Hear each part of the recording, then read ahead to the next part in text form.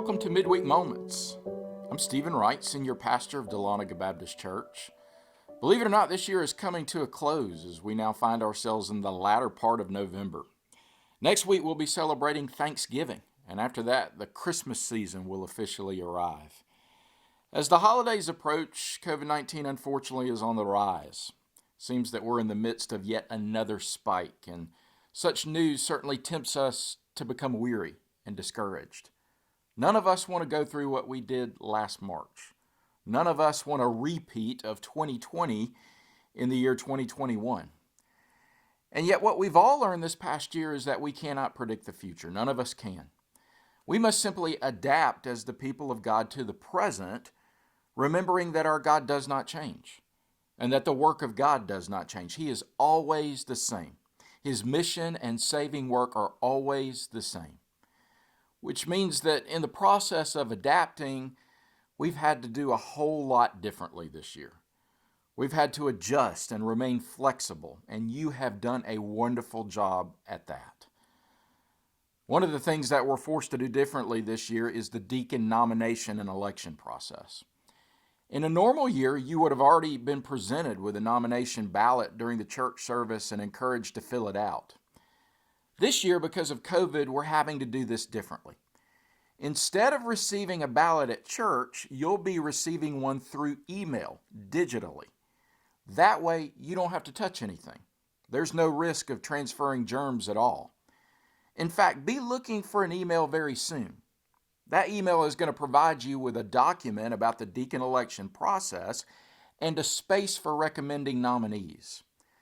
This year, we will be electing 4 deacons to serve beginning in 2021. So be praying about people who you feel would be right for the position.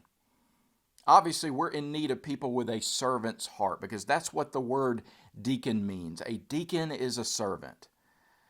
But just as important is the individual's walk with our Lord. This individual must be a mature believer, a follower of Christ who is supportive of Dahlonega Baptist Church, an individual who is supportive of the leadership and staff of Dahlonega Baptist Church. Let me read to you from 1 Timothy chapter 3. Verse 8 says, "In the same way, deacons are to be worthy of respect, sincere, not indulging in much wine and not pursuing dishonest gain. They must keep hold of the deep truths of the faith with a clear conscience. They must first be tested, and then if there is nothing against them, let them serve as deacons. In the same way, the women are to be worthy of respect, not malicious talkers, but temperate and trustworthy in everything. A deacon must be faithful to his wife and must manage his children and his household well. Those who have served well gain an excellent standing and great assurance in their faith in Jesus Christ." Obviously, the individuals being spoken of here are serious about their relationship with Christ, supportive of his church, and eager to serve. Do you know some folks at DBC who you feel possess these characteristics? If so, write their names on the nomination form you'll be receiving soon and let us know. You'll have approximately 2 weeks to send those forms back electronically. Don't have an email address? No problem. Simply call the church and we'll arrange for you to pick up a nomination form at the church during the week.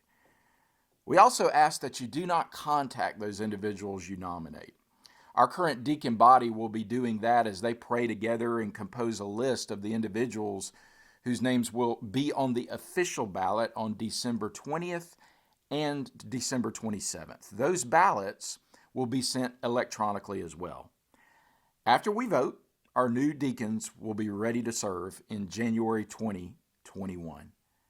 That sounds good, doesn't it? 2021? It'll be here before you know it. So continue to stay safe. Continue to keep the faith. Continue to renew your mind. Continue in the work of God. Thanks for joining us for these midweek moments. Have a wonderful rest of the week.